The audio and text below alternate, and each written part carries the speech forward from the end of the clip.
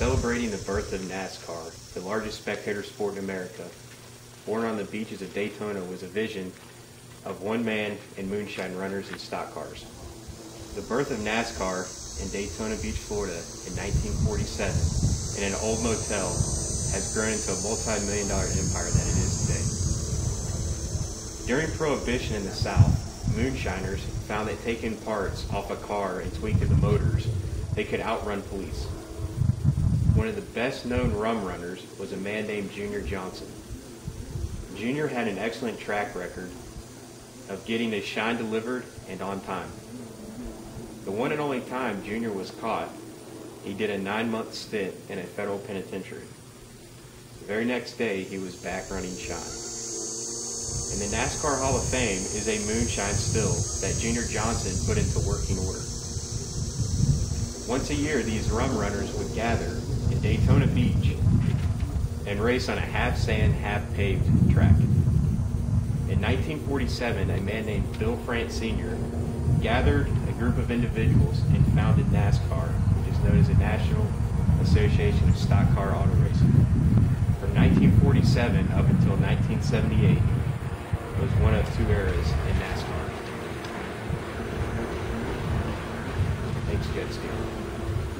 In the first 30 years of NASCAR, the racing was dominated by a few names: Yarborough, Petty, and Allison. Richard Petty was a big face to NASCAR. He brought in big-time sponsorship and a major fan base, which helped NASCAR grow tremendously. During these first 30 years, NASCAR didn't have very many rules. They didn't regulate engine size or how much horsepower. You could put a car on the track, you could race, which led to Petty, Yarborough, and Allison dominating because of money. This era also had many races in 1 week. Due to this, Richard Petty was able to achieve 200 wins. In 1978, NASCAR soared into what is known as the modern era with a race at Daytona involving the fight. The 1978 Daytona 500 was the first green flag to checkered flag live televised NASCAR event. On the last lap, Donnie Allison and Cale Yarborough were banging their cars together coming down the backstretch when they wrecked. When the cars stopped, the two got out and started to fight. Donnie's brother Bobby came and the three drivers were involved in what is known today as the fight. The fight did wonders for NASCAR, catapulting the sport.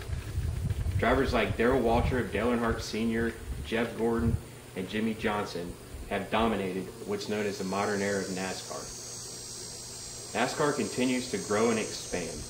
100,000 fans plus attend races with millions watching around the world.